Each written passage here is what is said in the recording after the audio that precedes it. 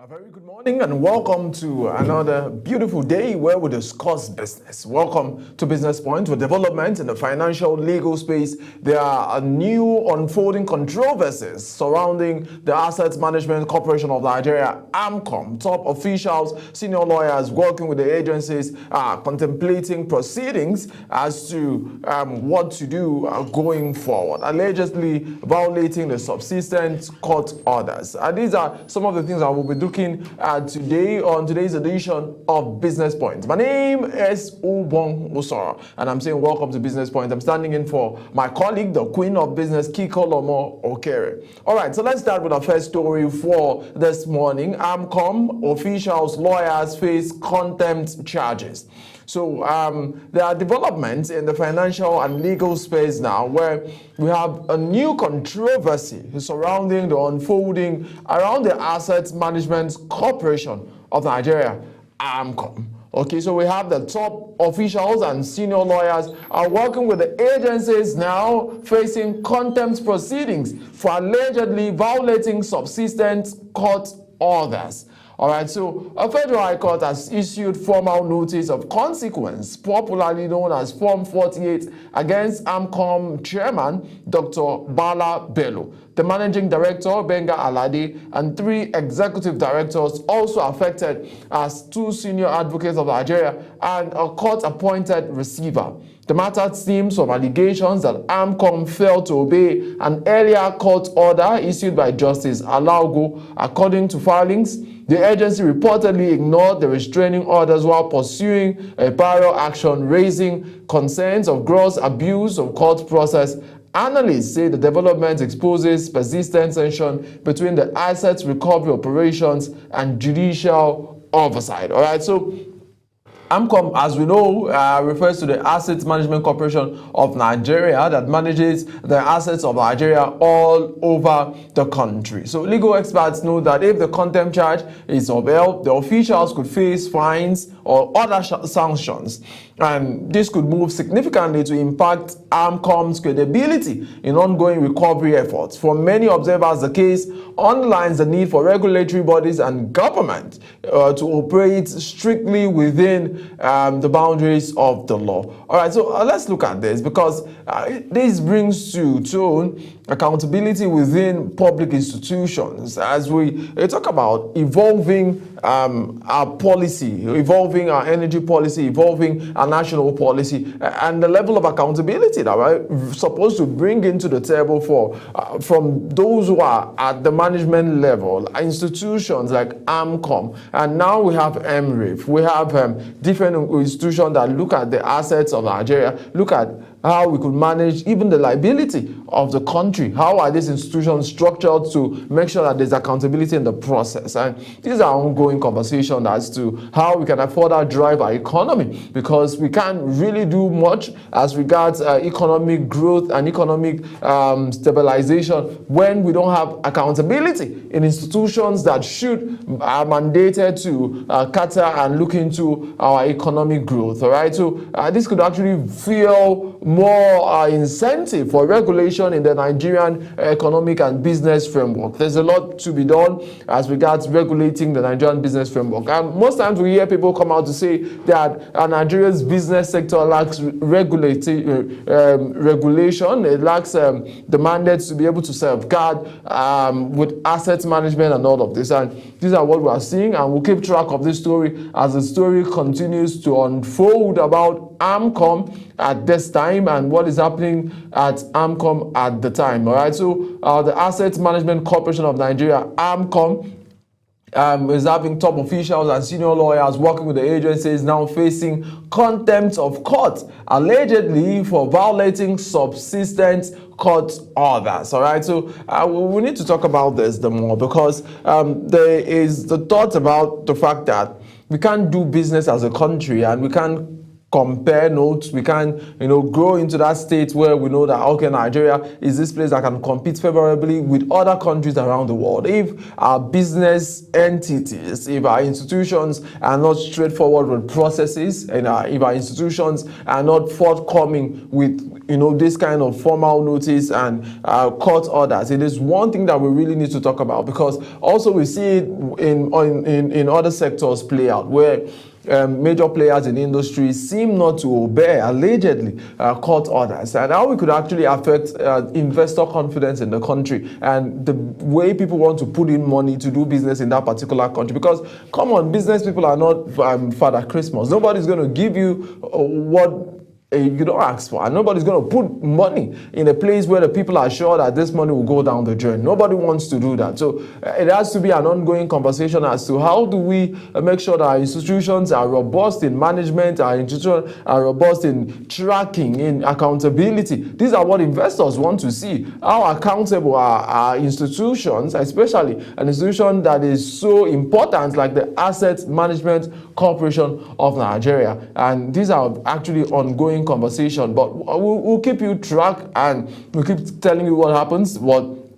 At this time, what we know is that the Federal High Court has issued a formal notice of consequence, popularly known as the Form 48, the Form 48 against the AMCOM chairman, and the AMCOM chairman is Dr. Bala Bello.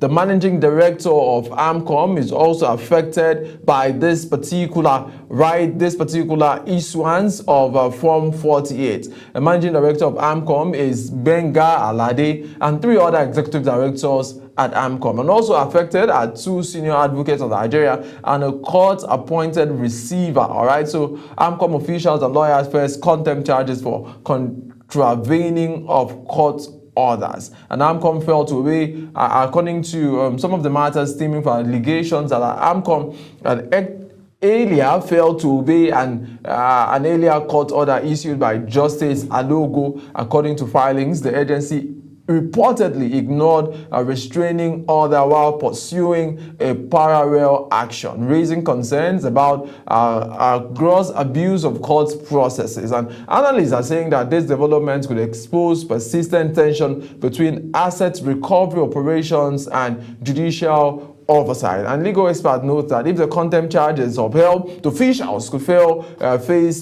fines and other sanctions, a move that could significantly impact AMCOM's credibility, because investors are looking. If we have those who are at the helm of affairs of agencies like AMCOM facing credibility charges, what does it speak to investors' confidence in the country? But we need to broaden our regulatory framework. We need to broaden our bodies who are interested in oversight, especially this particular kind of story, because accountability for public properties and public institutions is very important to boost our business sector and the country. Our energy policy, evolving landscape for fuel regulation in Nigeria must be centered around this kind of sort of accountability that could help our country grow. All right, so let's take the next story that we're taking this morning. The story says Tinubu shifts 15% fuel import duty to first quarter of 2026.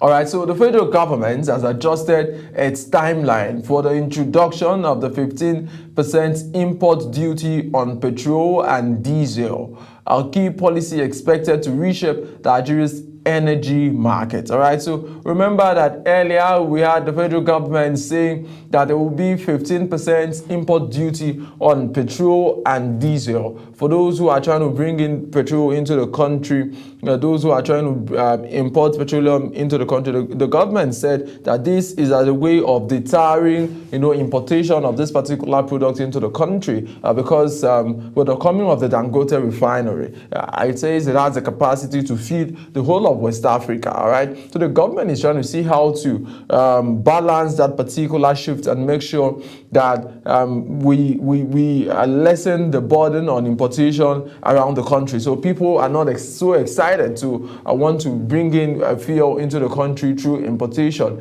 And this is one thing that the government is saying, okay, we are going to adjust this timeline. We're supposed to start January. We had January this year, but the government is saying, okay, we'll shift the fuel import duty to the first quarter of 2026. Probably maybe January, February, March, but we'll just get to know the dates, and we'll also bring you, up to speed with that as we get to know the date, because the federal government is saying, for now, let us adjust the timeline for the introduction of this 15% import duty on petrol and diesel. And specifically, the government is clear about that. This is just to make sure that we discourage the importation of petroleum products into the country and diesel at this time. But there are questions around the fact that, all right, we have the Dangote refinery. Yeah, we've had our own refineries in comatose for such a long time. The Kaduna refinery and all of that. With Port Harcourt refinery, Eleme refinery. It's been in comatose for quite a long time. But yes, up and running is the Dangote refinery at this particular time. And Nigerians are excited about the fact that, okay, we have a major player that could, feed the whole country. But we've also heard from Ipman, all right. We've also heard from other organizations, all those other people who are in that particular value chain that bring in the products into Nigeria, and we've heard their complaints as to the fact that they want to keep the market competitive. They want to make sure that the market still stays competitive as to what brings in what and what happens in this particular market. And the federal government is saying at this time we need to discourage by our policy, and this is one of the policy action that we're seeing. So for those who want to go into importation, or those who are already into importation of petrol and diesel, you get to know that this is what the government is saying at this time. So for bringing in the products, you pay 15% import duty on petrol and diesel. So if you do not want to pay, the alternative, and that's what the government is saying, the alternative to importation of this product, you could buy for Dangote refinery. The Bua refinery is up and it's in a work in progress, and we hope that hopefully that very soon we just keep having it running like Dangote refinery, so Nigerians can actually have the alternative. So that, okay, if I'm not going to Dangote refinery, I could also walk across to Bua refinery, and I'm able to get the products that I want and use it and do the business that I want to do. And these are key policy issue, because we know that energy can actually reshape our country. Energy security and the energy market is a wide market. Every day, Nigerians make use of energy from petrol. Today we know that many businesses are powered by generating sets in this country. So from generating sets, we use it to transportation to those in the medical sector. There's no sector in Nigeria that does not use energy. So energy is a big thing as far as national security is concerned, and energy security is one thing. All right, so Nigeria is saying the federal government is bringing out this policy to see how to discourage investors in trying to bring in this product from outside the country, because it becomes more expensive for you to bring it outside the country. So we could all see how we can join our hands together and get the product from Dangote refinery, who is already in Nigeria, up and running. All right. Yes, there have been skirmishes. Remember, 2 weeks ago, we brought a report as to the agreement that was made brokered by the federal government between Dangote refinery and independent marketers, as to how the independent marketers are saying Dangote should not get into the transportation of this product. That's their own line of business, and that's what they do. And maybe they are afraid that, right, with the capacity, Dangote gets in and wipe out the market. But they've also talked about the place that they are major retailers in Nigeria, and without their businesses, the Nigerian government will go back to the time where we used to have a lot of fuel queues in the country. And these guys have actually done a lot of work in that particular sector. So these are issues that are ongoing. All right. So as we keep talking about the federal government and its adjustment of the timetable for the introduction of the 15% import duty on energy and Nigeria's energy markets, especially when it has to do with the diesel and the petrol, and how this can actually reshape Nigeria's energy market at this time. So President Bola Tinubu has approved the postponement of the first quarter of 2026 for the bringing in of the 15% import duty, designed to encourage local refinery. All right, so it's actually a duty to actually improve local refinery and encourage reduce dependency on imported petrol products in the country. Initially expected to take effect immediately, the Nigerian Midstream and Downstream Petroleum Regulatory Authority says the shift is necessary to allow more time for domestic refining capacity, especially large players like Dangote Refinery. and also to stabilize production and guarantee national supply. But energy watchers say the delay offers temporary relief for consumers, as the duty would place higher premium and pump prices, especially for those who are bent on saying we don't want to buy from Dangote refinery. We have to make sure that we, keep importing. It could affect the way they sell to the end users, because there's been conversation about the fact that, okay, we import from outside at maybe 850 naira, 890 naira, and we now sell for 920, all right, or 950. And if those guys now have to pay 15% import duties, how will it affect the pump prices at the end of the day? These are ongoing conversations that as a country we should also, be interested in looking at. Okay, so I will also talk about the stakeholders warn that frequent changes in energy policy could create uncertainty for importers, investors, and marketers who are always planning ahead. But the government insists that the new timeline will ensure the sector becomes more efficient, predictable, and aligned with Nigeria's long-term energy transition, roadmap. Still ahead in the aviation sector, domestic airlines are raising fresh objection to new charges imposed on international travelers. All right, so let's take the next story that we'll be taking for this morning. The story says airline rejects fresh 11.50 NIS fees. $11.50 NIS fees. All right, so the Nigerian aviation industry is once again in the spotlight as local airline push back against a new charge set to take effect from December the 1st. The airline operators of Nigeria has rejected a proposed $11.50 fee introduced by the Nigerian Immigration Service and implemented through the Regulatory Authority. The fee will apply to every international passenger, adding to a long list of existing levies within the sector. All right, so airline executives argued that Nigeria is already one of the most expensive countries to fly to across Africa due to multiple taxes, surcharges, and the dollar-denominated costs. They warned that the new fee will inevitably be transferred to passengers, further driving up the cost of tickets at a time when the Naira's volatility has already been pushed fares beyond the reach of many Nigerians. All right, so the Nigerian Civil Aviation Authority is rejecting a fresh government directive to actually put up $11.50 for each flight. 11.50, that's about let's just say 12 times 1,500. All right, so close to maybe 20,000 naira additional for those who are coming into the country at this time, and around 20,000 naira addition. And this NCAC, Nigerian Civil Aviation Authority, is saying that at this time it is very difficult for Nigerians to actually get money to actually fly, and this will not be good for our system at this particular time in Nigeria. So the airline operators of Nigeria has rejected a proposed $11.50 introduced by the Nigerian Immigration Service and implemented through regulatory authorities. The fee will apply to every international passenger, adding to a long list of existing levies and sector. All right, so if an international passenger was already paying, let's say 100,000, that means there will be an extra 20,000 if this actually goes through. But airline executive Nigerians are saying that this is not good at this time, and Nigeria is already one of the most expensive countries to fly to across Africa due to multiple taxes, stop charges, and the dollar-denominated cost. And the one that the fee could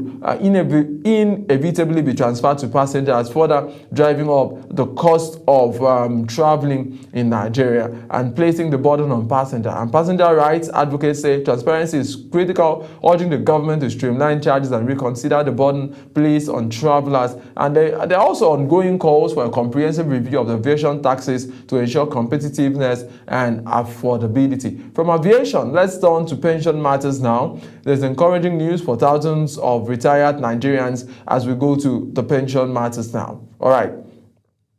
So the next story we're taking this morning says that PTAD, this bosses 3.9 billion pension arrears to 91,000 retirees. All right, so the Pension Transitional Arrangement Directorate has disbursed 3.9 billion naira pension arrears to 91,146 Nigerian retirees. So the Pension Transitional Arrangement Directorate has announced a major rollout and major payout aimed at easing the financial struggles of senior citizens under the defined benefit scheme. The Directorate commenced the disbursement of 3.9 billion naira accumulated arrears to 91,146 retirees. The payment covers retirees from the Nigerian Civil Service, parastatals, retirees from the police, pension, immigration, and other departments. The breakdown shows that 60,000 pensioners under the parastatals department will receive the largest share, followed by civil service retirees, and those from security agencies will also receive this particular pay. So the Pension Transitional Arrangement Directorate aligns with the presidential approved 32,000 naira pension increment, ensuring benefits for this receiver. So what this means is that at least for many retirees, there will be an additional 32,000 naira coming to you. And this is to ease the burdens of the rising cost of living, and pension advocacy groups are calling for sustained reforms to prevent accumulation of arrears in future. For me, I think this is actually a very good one for those of our senior citizens who are, you'll be receiving this, and hopefully it drives to the future. But let's take the last story for this morning. Tax breaks drive 3.1% manufacturing growth projection, according to the Manufacturers Association of Nigeria. All right, so the Manufacturers Association of Nigeria is expressing renewed optimism about the prospect of the industrial sector heading into 2026. Manufacturers Association of Nigeria says tax incentive, investments, allowances, and ongoing policy reforms could help Nigeria's manufacturing sector expand by 3.1% per year. The association knows that fiscal incentives are beginning to ease some of the pressures on producers who have long struggled with electricity shortages, high cost of raw materials, and foreign exchange constraints. However, the Manufacturers Association of Nigeria is urging the federal government to accelerate approval of its proposed 1 trillion naira manufacturing support fund, which will help provide cheap financing and help factories scale production. Analysts say this projected growth is modest. It signals confidence that targets policies and can revive industrial output if they are maintained consistently.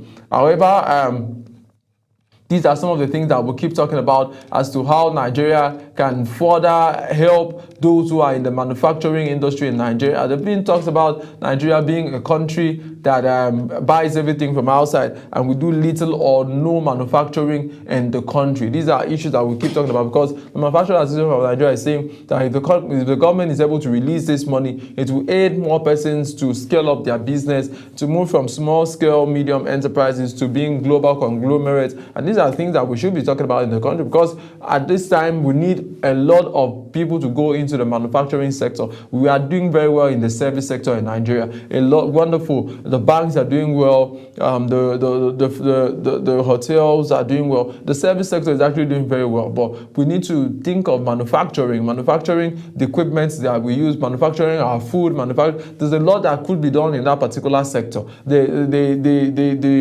The energy that we need, right? The equipment that we need to run businesses should be manufactured in Nigeria. And if we can't get those things to be fabricated and manufactured in Nigeria, of course, we know that to reduce the cost of trying to get those things from outside and coming back to Nigeria to pay a custom levy and all of the other levies. And that's Business Point for today. My name is Ubong Usora. For more business updates, stay tuned and keep enjoying the rest of our program for the day. Remember that Global Television means business, and we mean business. You must do business every day for you to be somebody who is actually able to make ends meet out of life. So do good business today and be good. Bye for now.